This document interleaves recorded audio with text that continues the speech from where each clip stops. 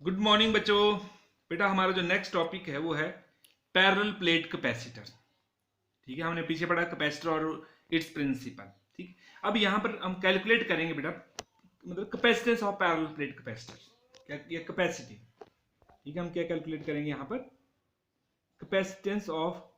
Parallel plate capacitor. जो parallel plate capacitor है उसका कैपेसिटेंस कैलकुलेट करेंगे। ठीक है, तो हमें पता है बेटा जो पैरेलल प्लेट कैपेसिटर वो दो प्लेट्स होती हैं, एक इंसुलेटेड होती है दूसरी अर्थड होती है, और आपस में क्या होती है, वो पैरेलल प्लेट्स की होती है किसी सम डिस्टेंस अपार्ट। ठीक है, कितने कितने दूर, इतने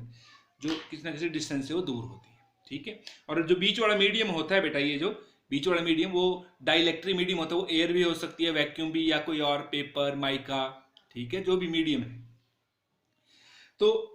हमने कंसीडर कर लिया बेटा, consider a parallel plate capacitor consisting of two parallel plates,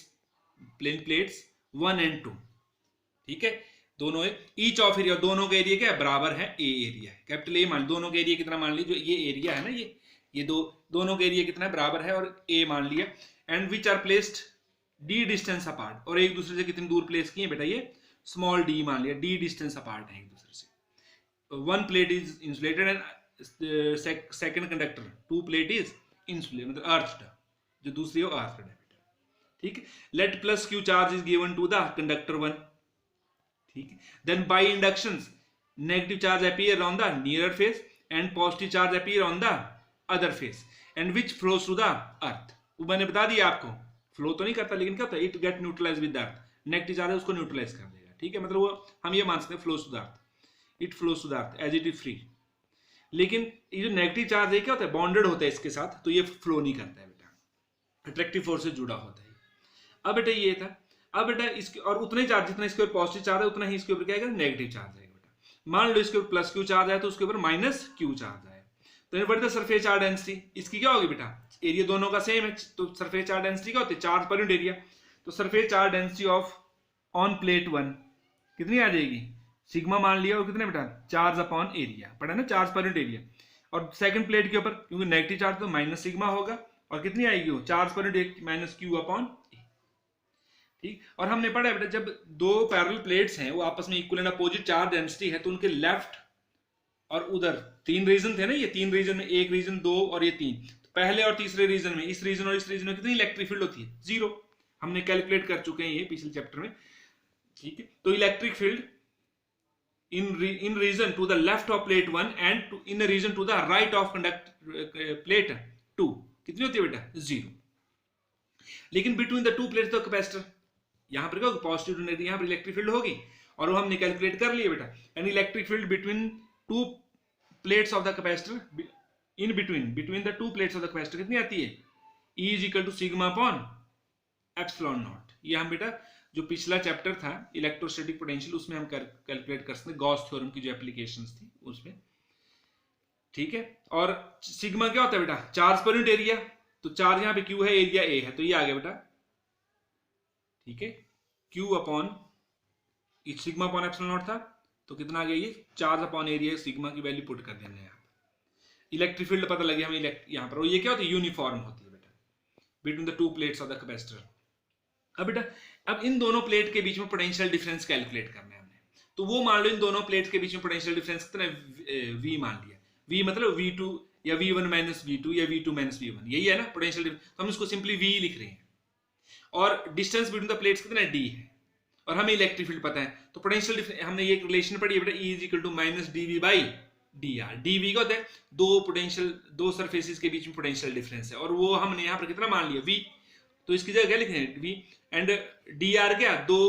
दो सरफेसेस के बीच में डिस्टेंस था, तो यहां पर कितना है डिस्टेंस, d है, तो यहां पर पोटेंशियल डिफरेंस कितना आएगा बेटा, यहां पर E इंटू dr, मैग्नीट्यूड में लेंगे तो माइनस साइन को भूल जाओ।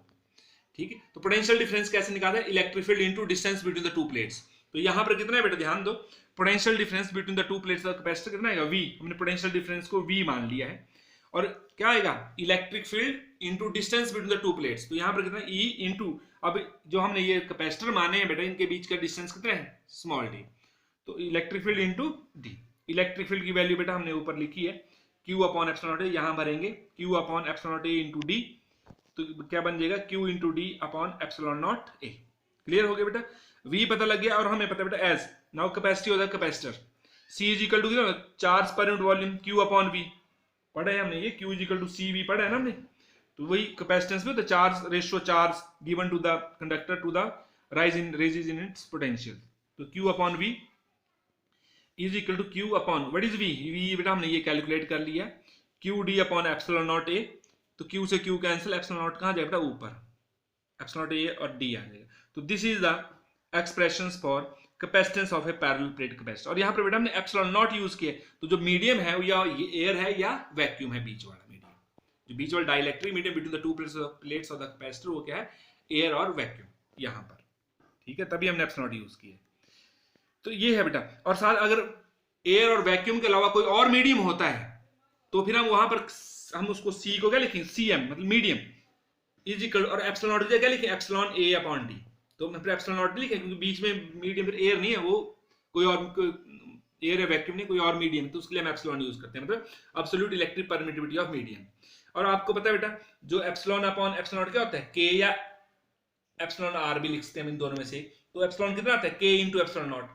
तो epsilon K into epsilon not A upon D, तो epsilon not A upon D क्या होता है बेटा, यही है C इज इक्वल टू, तो ये मतलब capacity of the plate capacitance of the parallel plate capacitor with what air है वैक्यूम एज ए मीडियम, तो यहाँ पे ये है, तो जो मीडियम जब हम कोई डाइलेक्ट्रिक मीडियम डालते हैं पूरे इस पूरी प्लेट के मीडियम को डाइलेक्ट्रिक से प्लेस कर देते हैं बेटा हम, तो मतलब उसकी जो कैपेसिटी है वो K गुना बढ़ जाती है, K टाइम्स बढ़ जाती है, डाइलेक्ट्रिक कांस्टेंट से गुना हो जाता है उस मीडियम का, मतलब उसकी कैपेसिटी का, क्लियर, जो भी मीडियम डाले उसकी डाइलेक्ट्रिक कांस्टेंट का मल्टीप्लाई हो जाता है वो, मतलब K, जब भी हम कोई एयर और वैक्यूम के अलावा कोई और मीडियम डालते हैं तो जो कैपेसिटर उसकी कैपेसिटी बढ़ जाती है बेटा, इंक्रीज कर जाती है K टाइम्स, क्लियर। अब ध्यान देना बेटा जो कैपेसिटी है वो किसके ऊपर डिपेंड कर रही है, किसकी capacity of parallel plate capacitor किसके ऊपर डिपेंड कर रही है, it depends upon area of the plates of the capacitor, ठीक है,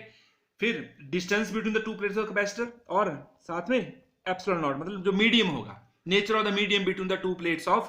कैपेसिटर, क्लियर हो गया।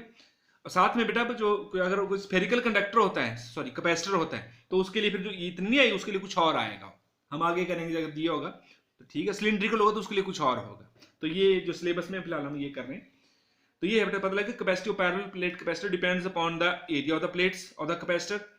Distance between the two plates of the capacitor and nature of the medium between the two plates of capacitor, उनके ऊपर depend करता है बेटा। तो ये था बेटा capacitance of A parallel plate capacitor. Okay बेटा, थैंक यू।